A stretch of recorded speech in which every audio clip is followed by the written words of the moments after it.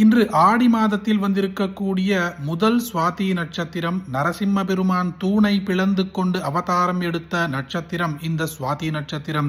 அப்படிப்பட்ட அற்புதமான இந்த நாளில் இன்றைய பதிவில் பார்க்க போகும் நரசிம்ம பெருமானின் ஸ்தோத்திரத்தை ஒரு முறை பக்தியோடு கேட்டால் மட்டும் போதும், உங்கள் வீட்டிற்கு ஒரு நல்ல செய்தி வந்து சேரும். ஓம் பார்வத்யுவாச்ச மந்த்ராணாம் பரமம் மந்த்ரம் குஹ்யானாம் குஹ்யமேவச ப்ரூஹி மே நாரசிம்ஹஸ்ய தத்வம் மந்த்ரஸ்ய துர்லபம்.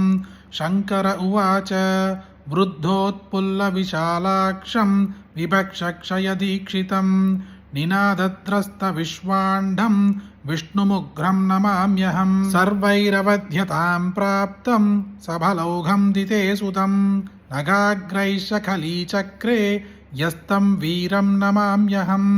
பதாவஷ்டப்தபாதாளம் மூர்தாவிஷ்டத்ரிவஷ்டபம் புஜப்பிரவிஷ்டாஷ்டதிஷம் மகாவிஷ்ணும் நமாம்யஹம். ஜோதிம்ஷ்யர்கேந்து நக்ஷத்ர ஜ்வலநாதீன்யனுக்ரமாத் ஜ்வலந்தி தேஜசா யஸ்ய தம் ஜ்வலம் தம் நமாம்யஹம்.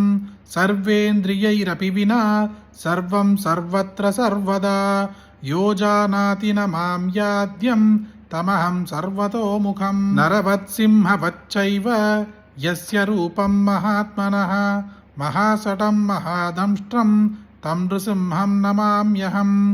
யன்னாமஸ்மரணாத் பீதாः பூதவேதாளராட்சசாः ரோகாத்யாश्च प्रणश्यन्ति भीषणं तं नमाम्यहं. सर्वेऽपि यं समाश्रित्य सकलं भद्रमश्नुते श्रिया च भद्रया जुष्टो यस्तं भद्रं नमाम्यहं. साक्षात् स्वकाले सम्प्राप्तं मृत्युं शत्रुगणान्वितं भक्तानां नाशयेत्यस्तु मृत्युं मृत्युं नमाम्यहं. नमस्कारात्मकं यस्मै विधायात्मनिवेदनं त्यक्तदुःखोऽखिलान् कामान् अश्नन्तं तं नमाम्यहं. दासभूतास्वतः सर्वे यात्मानः परमात्मनः अदोहमपि ते दासः इति मत्वा नमाम्यहं. शङ्करेणादरात् प्रोक्तं पदानां तत्त्वमुत्तमं त्रिसन्ध्यं यः पठेत्तस्य श्रीविद्यायुश्च वर्धते. इति श्रीशङ्करकृत ஸ்ரீநரசிம்மமந்திரராஜபதஸ்தோத்திரம் சம்பூர்ணம்.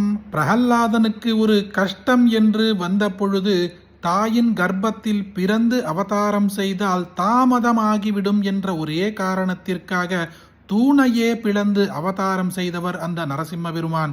அப்படிப்பட்ட நரசிம்ம பெருமானுடைய இந்த ஸ்தோத்திரத்தை இன்று ஆடி சுவாதி நட்சத்திரத்தில் ஒருமுறை கேட்பதே மகாபாகியம். அப்படி ஒருமுறை கேட்டுவிட்டால் உங்கள் வீட்டில் ஒரு நல்ல செய்தி கிடைக்கும். அப்படிப்பட்ட அற்புதமான இந்த பதிவை உங்களுக்கு தெரிஞ்ச எல்லாருக்குமே கட்டாயம் பகிருங்க. இந்த வீடியோவை லைக் பண்ணுங்க. நாளைக்கு மற்றொரு பதிவில் சந்திப்போம். ஹரி ஓம். மகா பெரியவா போற்றி.